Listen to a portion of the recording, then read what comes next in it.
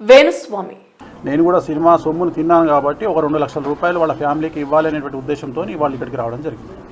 రేవతి కుటుంబానికి 2 లక్షల ఆర్థిక సాయం చేసిన వేణుస్వామి సంధ్యా థియేటర్ తొక్కిసలాట ఘటనలో పుష్ప 2 సినిమా చూడటానికి వచ్చి రేవతి అనే మహిళ మృతి చెందగా ఆమె కుమారుడు శ్రీతేజ్ ప్రాణాపాయ స్థితిలో ఆసుపత్రి పాలయ్యాడనే వార్త గత కొన్ని రోజులుగా చూస్తూనే ఉన్నాం.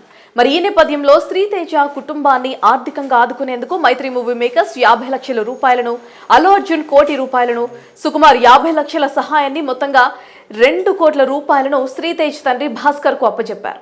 అంతేగాక శ్రీతేజ్ ను చూసేందుకు పలువురు రాజకీయ సినీ నటులు హైదరాబాద్ లోని కిమ్స్ ఆసుపత్రికి వచ్చి పలకరించి భాస్కర్ కు ధైర్యం చెప్పి వెళ్లారు. ఇదే క్రమంలో ప్రముఖ జ్యోతిష్యుడు వివాదాస్పద వ్యాఖ్యలు చేసి ఇబ్బందులు ఎదుర్కొన్న కాంట్రవర్షియల్ వేణుస్వామి కూడా బుధవారం రోజున శ్రీతేజ ఆరోగ్య పరిస్థితి తెలుసుకునేందుకు కిమ్స్ ఆసుపత్రికి చేరుకున్నారు. మరి ఈ సందర్భంగా వేణుస్వామి శ్రీతేజ కుటుంబానికి 2 లక్షల ఆర్థిక సహాయం చేశారు.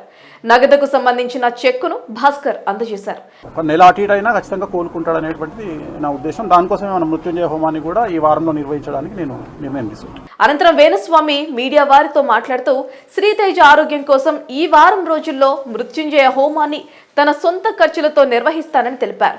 తాను సినిమా వాడినని, ఇప్పటి వరకు 1000 సినిమాలకు పైగా ముహూర్తాలు పెట్టానని, అంతో ఇంతో సినిమాల ద్వారా సంపాదించాను కనుక శ్రీతేజ్ కుటుంబానికి సాయం చేస్తానన్నారు.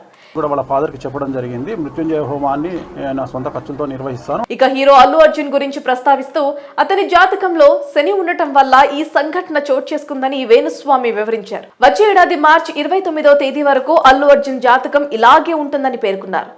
కాస్త జాగ్రత్తగా ఉండాలంటూ హీరో అల్లు అర్జున్ ను వేణుస్వామి సూచించారు. అలాగే ఎవరూ కావాలని ఏదీ చేయరన్నారు. ప్రతి ఒక్కరి జీవితంలో తప్పులు ఉంటాయన్నారు. జీవితంలోకి ఎంత డబ్బు వచ్చినా అంతకంతకు కష్టాలు కూడా ఎదురవుతాయని, ఇది కలియుగం కాబట్టి పరిస్థితులు ఇలాగే ఉంటాయని, ఆపదల నుంచి ఎవరు తప్పించుకోలేరని తెలియజేశారు. 90% అంటే ఆక్సిజన్ లేదు, ప్లస్ వెంటిలేటర్ లేదు. సో వాళ్ళ ఫాదర్ టచ్ చేసినప్పుడు ఏడుస్తా ఉన్నాడు.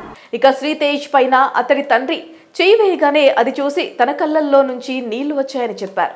శ్రీతేజ్ త్వరలో కోలుకుంటాడని, ప్రస్తుతం ఆక్సిజన్ వెంటిలేటర్ లేకుండా మంచి కండిషన్లో ఉన్నారని, 90% రికవరీ అయ్యాడని, ఇంకో నెల రోజుల సమయంలో మొత్తంగా కోలుకుంటాడని తనకు ఆ నమ్మకం ఉందని తెలియజేశారు.